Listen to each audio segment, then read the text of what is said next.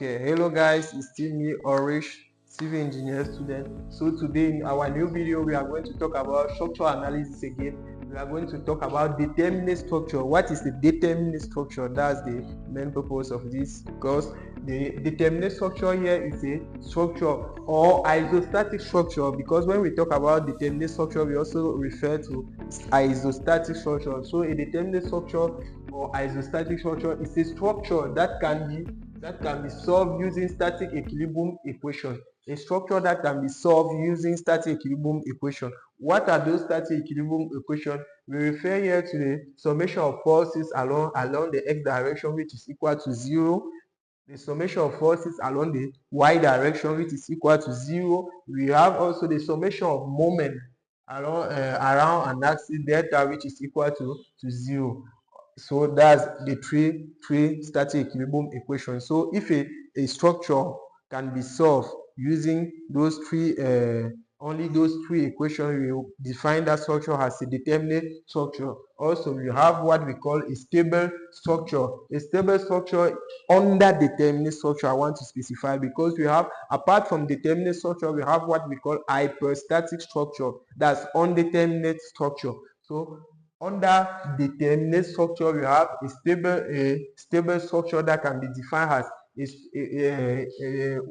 structure where the number of unknowns are equal to the number of static equilibrium equations. So how do we represent it? I will present it like this. So let's consider a simple supported beam, a uniform distributed with a uniform distributed load.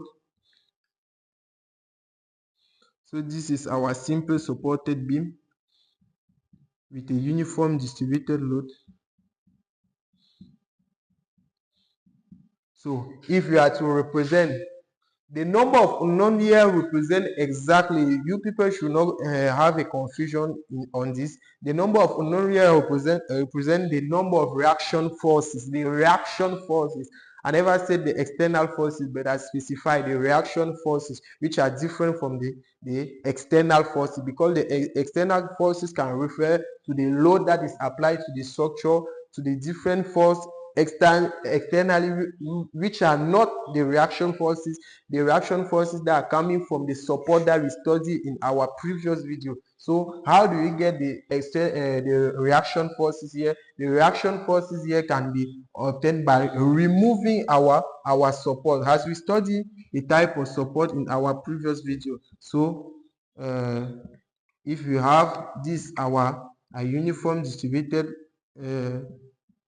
load on our beam, if we remove the support, now we will be having here a reaction, here also a reaction, here a reaction, and here a reaction. So here is a hinge support. So we have, if you remember in our previous video, we will have the two restriction, that's two reaction forces. We will have, if we call it this point A and this point B, sorry for the quality of the marker, this point A, this point B, we have AX here and we have AY here. So you have AX, AY, that's the reaction forces at the support, at the hinge support, because it's a hinge support. So we have two reaction forces, and also here it's a roller support. So we only have one reaction forces, that's BY.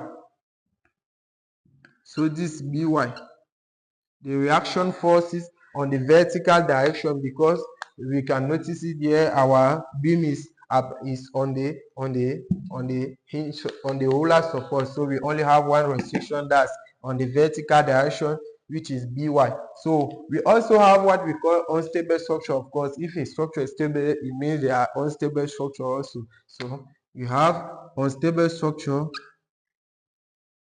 unstable structure.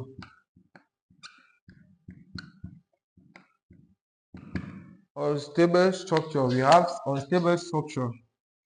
Unstable structure, yeah, I know you are not really seeing the word, but I hope my voice will help you. So an unstable structure can be defined here as a structure for which the number of reaction forces are less than the number of static equilibrium equations.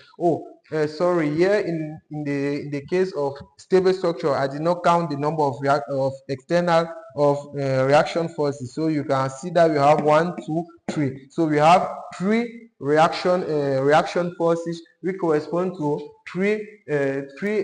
our 3 static equilibrium equation. That's 1, 2, 3. So as the number of reaction forces are equal to the number of static equilibrium equation, we define our structure as a stable structure. So in the case now that the number of reaction forces, like in this structure, let's consider this structure, which is still another simple supported beam, but this time around with 2 roller support.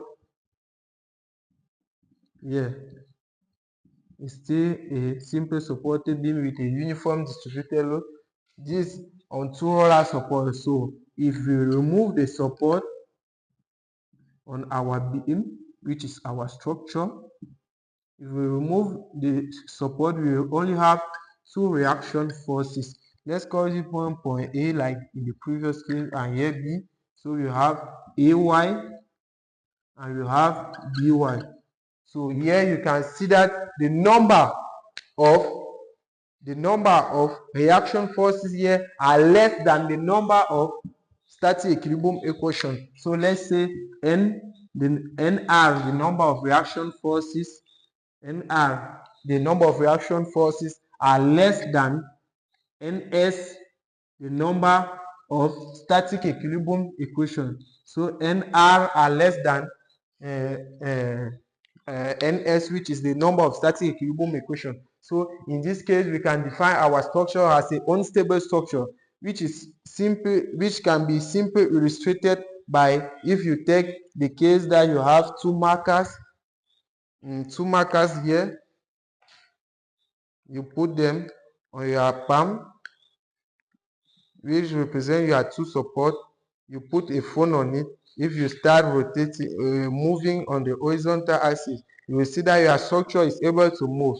We qualify here in this circumstance that your structure is unstable because your structure can move. So that's what we can say about determinate structure. So under determinate structure, you have stable structure, unstable structure, and that's all for determinate structure. So thank you very much. So if you like, you leave a finger, and if you have a comment, you leave it on the section comment. Thank you.